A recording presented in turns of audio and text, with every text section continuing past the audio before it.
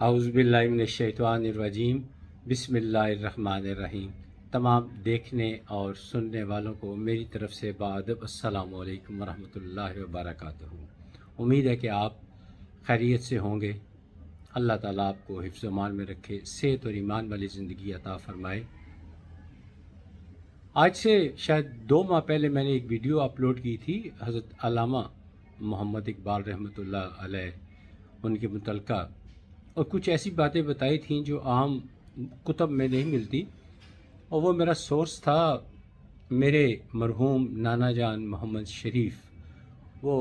انہوں نے واقعات وہ ہمیں سنایا کرتے تھے، کیونکہ کہتے تھے میں اس وقت بہت چھوٹا تھا اور علامہ اقبال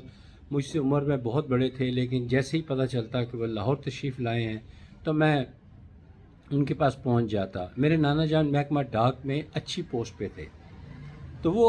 میرے نانا جان اپنا شاعرانہ کلام لے کر آپ کی خدمت میں پیش ہوتے، دونوں میں علمی گفتگو ہوتی، تو ظاہر بہت قریب تھے، تو پھر وہ پھر ان کے واقعات بھی ہمیں سناتے، ہم بچپن میں ان سے واقعات سنا کرتے تھے۔ ایک واقعہ سنیے ذرا۔ یہ بہت کم لوگوں کو پتہ ہے کہ علامہ اقبال رحمۃ اللہ علیہ کے آخری ایام جو گزرے تھے وہ کچھ بیماری اور کچھ تنگ دستی میں تھے اور ایک ایسا وقت بھی آیا کہ انہوں نے اخبار میں، دوبارہ سنیے، اخبار میں اشتہار دیا، بقول میرے نانا جان، اخبار میں اشتہار دیا کہ کچھ مسلمان یا کوئی مسلمان مجھے 500 روپیہ مہینہ دے دیا کرے تاکہ میرا اخراجات پورے ہو سکیں۔ یہاں یہ بتاتا چلوں کہ علامہ اقبال رحمۃ اللہ علیہ کا ساری زندگی یہ اصول رہا کہ وہ جو کیس تھے عدالت کے، وہ مہینے کی 10 تاریخ تک لیتے، آگے 11 تاریخ کو کیس آتا تو وہ نہ لیتے، پھر اگلے مہینے کی 1 سے 10 تاریخ تک کیس لیتے اور پوری توجہ کے ساتھ اس کیس کو لڑتے، اور یہ ان کا طریقہ کار رہا تھا۔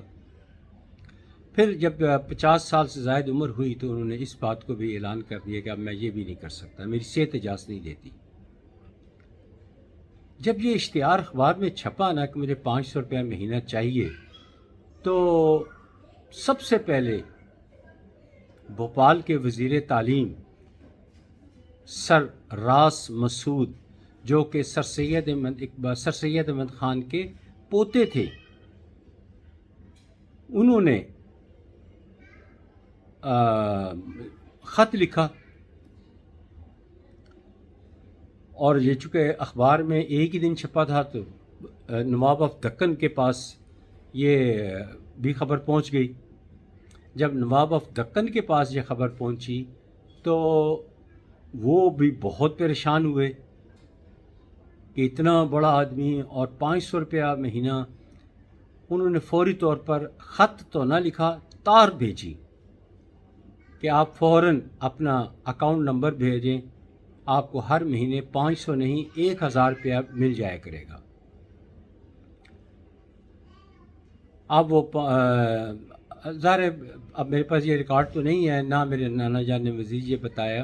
کہ انہوں نے اکاؤنٹ نمبر دیا ہے یا نہیں دیا، بہرحال دیا ہی ہوگا کہ وہ وہاں سے 1000 آنا شروع ہو گئے۔ اسی دوران جو سر راس مسعود بھوپال کے جو وزیر تعلیم تھے، ان کا خط آیا، چونکہ ان کا خط آیا وہ دیر سے پہنچا، تار جو آئی تھی نظام الدین دکن کے نواب سے، ان کی طرف سے وہ تار تھی وہ جلدی پہنچ گئی، اور اس کا جواب بھی بذریعہ تار دیا گیا، وہ کام ہو چکا تھا۔ خط دیر سے پہنچا تو آپ نے قناعت پسندی تھی، 1000 میں ان کا گزارا ہنسی خوشی ہو سکتا تھا، وہ زمانہ ایسا تھا، تو آپ نے پھر وہ خط کا جواب خط سے دیا کہ میرے اس اخراجات کا بندوبست نظام دکن انہوں نے کر دیا ہے، لہٰذا اب مجھے آپ کے پیسوں کی ضرورت نہیں ہے۔ میری اس بات کی تصدیق اس بات سے بھی ہوتی ہے کہ جناب جسٹس ڈاکٹر جاوید اقبال مرحوم، جو علامہ اقبال کے بیٹے تھے، وہ جب اعلیٰ تعلیم کے لیے انگلینڈ گئے تو وہاں پہ انہوں نے اپنی کتاب، اپنا سینہ چاک کتاب لکھی، تو اس میں انہوں نے لکھا کہ والد صاحب کی طرف سے پیسے جو آتے تھے اس سے میرا گزارا نہیں ہوتا تھا، یعنی تنگ دستی۔ یہ میری بات کو یہ سمجھ لیں کہ انڈوز کی ہے جسٹس ریٹائر جاوید اقبال، اب مرحوم ہے وہ، انہوں نے اپنی کتاب اپنا گریبان چاک اس میں ذکر کیا کہ والد صاحب کے مالی حالات درست نہیں تھے، پیسے کم آتے تھے، تو مجبوراً مجھے BBC میں جاب کرنی پڑی۔ تو یہ اس زمانے میں لوگوں کا سادگی کا یہ عالم تھا کہ کوئی وہ چاہتے تو دنیا بھر سے پیسے لے سکتے تھے۔ سر راس مسعود جو بھوپال کے وزیر تعلیم تھے، وہ سر سید احمد خان کے پوتے، اور سر سید احمد خان کے جو دوست تھے، بڑے بڑے جو لوگ تھے، وہ جرمن تھے، وہ برٹش تھے، انگریز تھے۔ انڈیا ہندوستان میں بڑے بڑے لوگ ان کے دو تعلقات والے تھے، افغانستان میں تھے، ایران میں تھے، مصر میں تھے۔ وہ کہیں سے بھی آواز دیتے تو پیسہ آ جاتا، لیکن اور ان لوگوں کو پتہ تھا کہ یہ جو ہیں علامہ اقبال کو معمولی شخصیت نہیں ہے، لیکن آپ نے جیسے 1000 ملنا شروع ہوا آپ نے بند کر دیا اور اپنا گزارا کرتے رہے۔ امید ہے کہ یہ ایک نالجبل ویڈیو آپ کو پسند آئی ہوگی۔ میری اگلی ویڈیو کا انتظار کیجیے گا انشاءاللہ۔ تب تک